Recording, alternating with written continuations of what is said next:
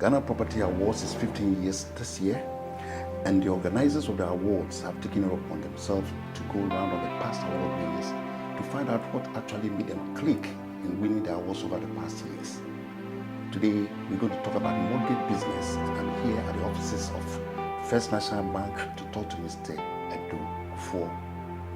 Kojo Edufo about what makes him click and what makes him stay on top of his act in the mortgage business. Hello, Mr. Hello. How are you doing, sir? Yeah, well, thank you. Good. I hope you don't mind if I call you Kojo. Is it okay? That's fine. Wonderful. Okay. Well, inflation has always been the driving force behind the cost of mortgages, and in turn the cost of living in every country. A well-developed mortgage market is essential for Africa, especially Ghana, not only for the housing needs of the high population growth, but also to potentially address high unemployment rate in the continent. In this interview, we'll be looking at Ghana's mortgage market in totality in the last decade and what prospects should we expect in decades to come, and the role First National Bank will be playing. Good. Now, as I told you earlier on, Ghana Property Awards is 15 years, and we'd like you to give us your views on what we have done right and what we need to do to get there to the level that you think we should be. That's my first question to you, sir. Well, I think I should start by congratulating Ghana Property Awards for having attained 15 years. Thank you so much. Doing anything in Ghana is not easy, but to be able to do it year after year after year for 15 years really requires a lot of effort, commitment, patience, and to be able to focus on the big picture. Otherwise, there's so many reasons for you to give up. So well done to Irene and the team. We've been with them for most of that journey, if not all. So I've seen the hard work that's gone in. They're dealing with all kinds of customers and counterparties who you really have to manage the relationship to ensure that you get what you want out of it. So very, very happy for them that they're 15 years this year, and wish them many, many, many more years ahead. Thank you so much. And personally from my side, we want to thank you for your tolerance along the line all over the years. Thank you so much. Well, in Ghana, what influences the cost of mortgage? Can you share a light on the country's current mortgage rate? Right, so when we talk of the mortgage or the loan that you're taking to buy property, the cost of that loan, the interest rate you pay, what it costs you on a monthly basis or annual basis, usually has two main components. One is how much it costs for the bank to borrow the money they're about to give you, and then the additional markup the bank adds that reflects how they perceive you as a client, how risky you are. Okay. So the first part is how much their cost of funds, how much it costs them to borrow that money, Okay. be it in local currency or foreign currency. If they are borrowing in local currency, then there's a Bank of Ghana reference rate that's been established. That's the benchmark to price local loans. So currently that's about 26% or so. So right off the bat, you are 26%. And then the Okay. bank adds a margin which reflects the product you've asked You are for, looking for. and what you look like, your credit complexion, right? So you could end up, say, 30% or more, or less. So it depends on, so the second piece is the real variable. Okay. If you're borrowing in dollars, there's a cost at which dollars are lent into the Ghana market. Anybody with a sizable amount of dollars outside looking to give dollars to Ghana usually looks at how much the government borrows dollars at. So that becomes the reference. So your sovereign rate normally guides that conversation. So they look at how much your government is borrowing dollars at, and then they say, well, if government is borrowing at X, you have to be riskier than government, so you're X plus. That's what you borrow the money at as a bank, and then you on lend. So then again, you look at the customer and the product. Know what Yes, to add exactly. on. So that Right. so that kind of that's how it's measured. So when you have a lot of conversations, especially with the diaspora, where they'll say something such as, "Oh well, LIBOR is X, so how come you guys are lending at 12%?" We don't borrow at LIBOR. So questions are asked. Yeah, exactly. But the people, if you're living in the US, borrowing in the US or London, LIBOR, whatever the reference rate there is different. But if you're here in Ghana, they are looking at certain key parameters. As I said, they tend to look at sovereign rate. Where is the government borrowing at? And then price of there. So that kind of gives you a sense of why rates are what they are in the market. Okay, that's great. Now, what is unique with FMB mortgage offerings? Right, so what FMB brings to a mortgage transaction is the years of experience. To understand this, you need to understand that FMB incorporates what used to be Ghana Home Loans and then became GHL Bank. Okay. So you have years and years and years of experience. You have lots of people who sit in the team who've been doing this for a few years. They've done all kinds of transactions. The minute you bring an application, we know where we think is going to head. And it's that experience that makes us unique. The actual money, money is fungible. Anybody can give you the money. But the experience to tell you that for this particular loan or this particular title document you brought us, this is where we think you have an issue. Let's sort it out before we talk about the money. That kind of experience is rare to find, and that's what we bring to the market. So you say that could be the benefits or something? Absolutely. It's just like you go see a doctor. Any doctor can give you a prescription, but a more experienced doctor can give you a global view of your situation before they write the prescription. The prescription is just the end product, but the conversation you have, the advice you're given, the challenges and how they are resolved, that's what makes us like the experienced doctor. Okay. Yeah, exactly. So how has the journey been from the time you started till now, where you have become an unquestionable leader in the sector? It's been an interesting journey. We've had our challenges. I mean, we started, then Ghana. It's like, how long have you been in Ghana? That's the first question.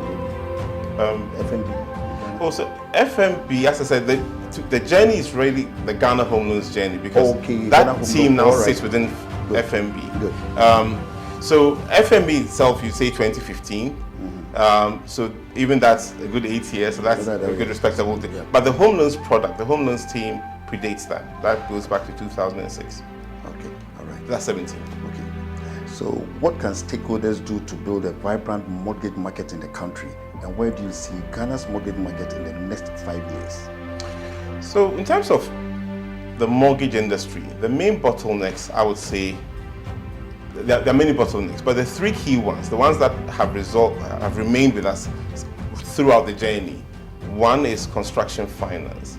The cost of money to the developers, the people who borrow money to build large estates. That's been a key issue. They struggle to find the right kind of money at the right kind of price to build these units. The second has to be a land title administration. The fact that you think you own a piece of land, you think you registered it, and someone can actually challenge you, and in some cases win, right? So the ambiguity around title registration has been there from day one. It's a lot better now than it was back then, but it's still there. Because of the land title scheme. Exactly. I mean, the dynamics in there are very complicated. So, and we spend a lot of time before each transaction making sure we have that piece right. Because if you make a mistake there, you're going to throw your money away. Yes, you lose the money. So that's been there for a very long time. It's improved. A lot of automation has gone in, a lot of digitalization has gone in, but there are still challenges there. And then I would say the judicial system, when it comes to recovery. A loan goes bad, the time it takes to go to court, go through that process and foreclose on the process, on the loan. We've been in court on some cases for 6-7 years. Is that very rampant? Do you have people faulting a lot? Not a lot, but when they do, it's an issue, because you need to quickly address that situation, foreclose on the loan, sell the property, close that loan, move on to the next one.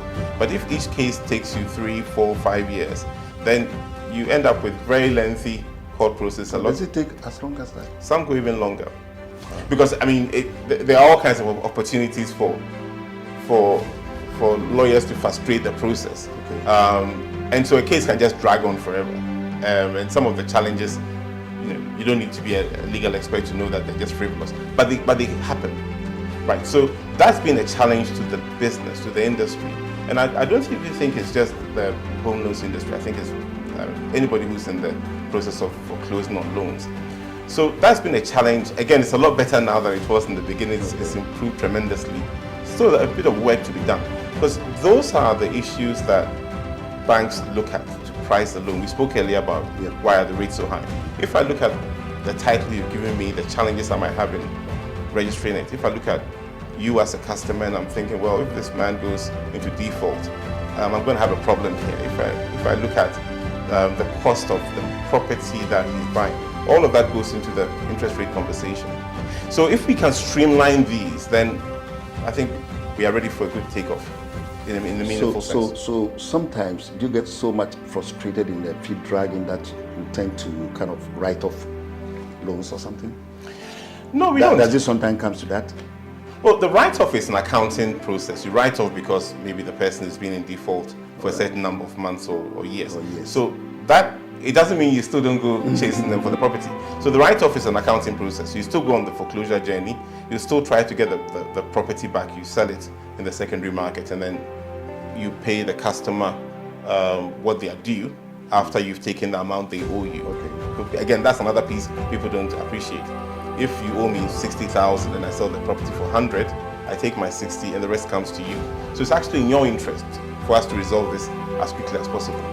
Yeah, but you can't be frustrated by that process. It's difficult, it goes on for a lot longer than you'd like, but you can't be frustrated because otherwise then you lose the business. Good. You have been invited to the Ghana Housing Show 2023 at a plenary session with other experts. What have you got to say to diasporans in the UK?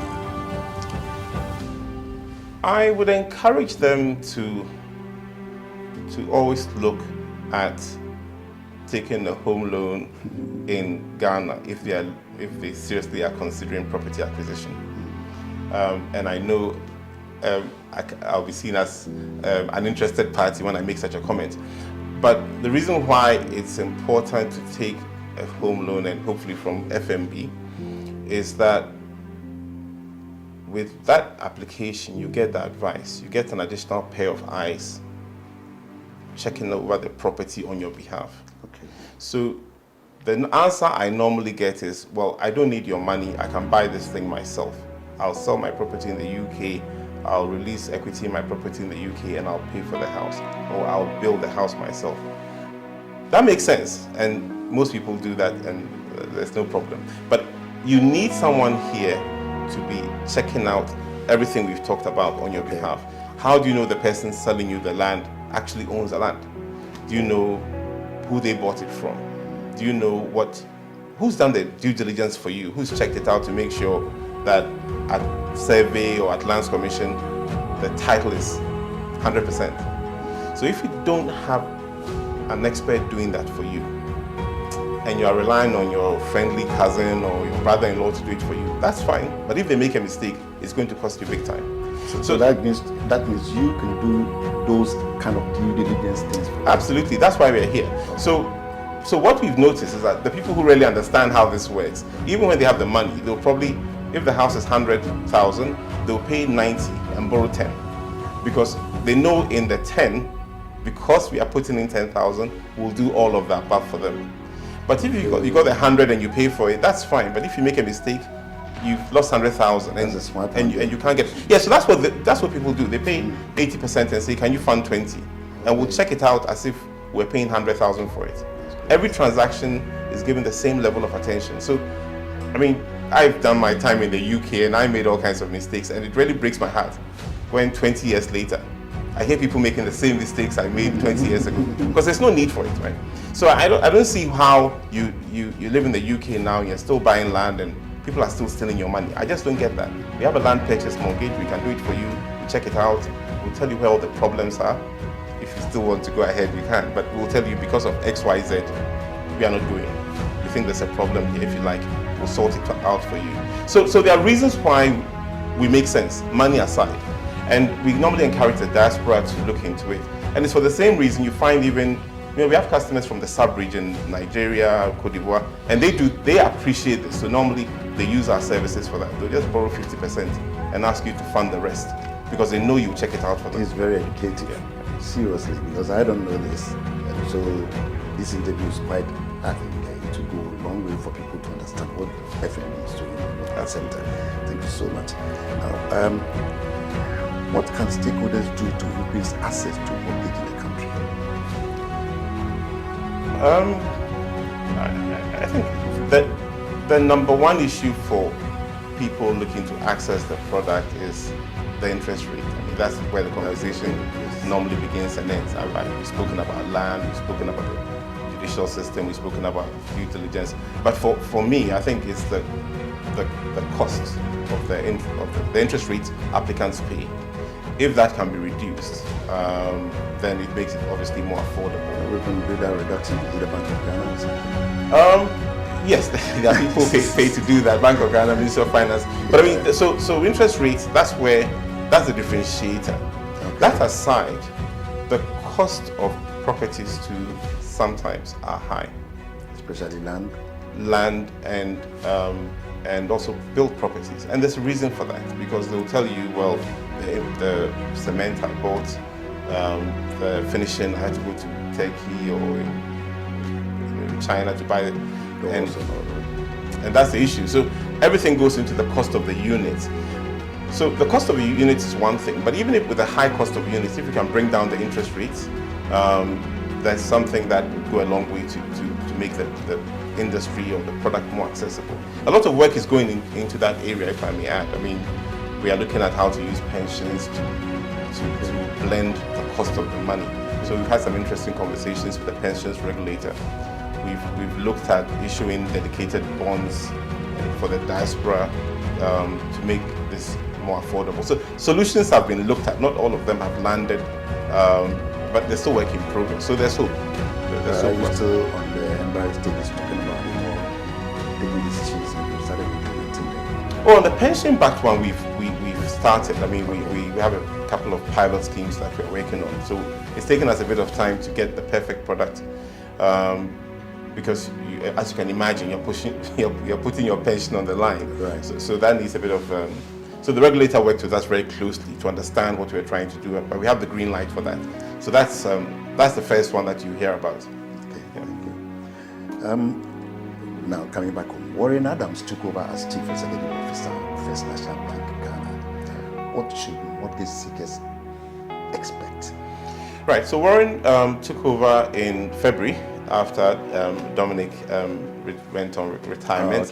Oh, okay. And I think it's just another milestone in that journey, which will allow us to demonstrate our commitment to the product and to the country as a bank. And Warren comes to Ghana with years of experience from other African countries, well, still with First National Bank, but in other African countries. So that's the experience he brings to the table. But I mean, as a bank, I think there's no doubt that that commitment has been made at every opportunity, and not just, as I said, not just to the product, not just the homeless product, but definitely to helping the economy of Ghana grow. Yeah. That's great. I'm sure you'll be coming over to London in June for the London Awards. That's the plan. It's a plan. That's the plan. Let it be concrete. Yes. Let it be concrete. Yes, okay. Well, thank you so much Thank you too. Yes. All the best. We've been talking to Mr. Kojo Adufo of FNB Bank, and I'm sure you've learned a lot about the mortgage business in Ghana. Thank you so much, and thanks for listening. Thank you.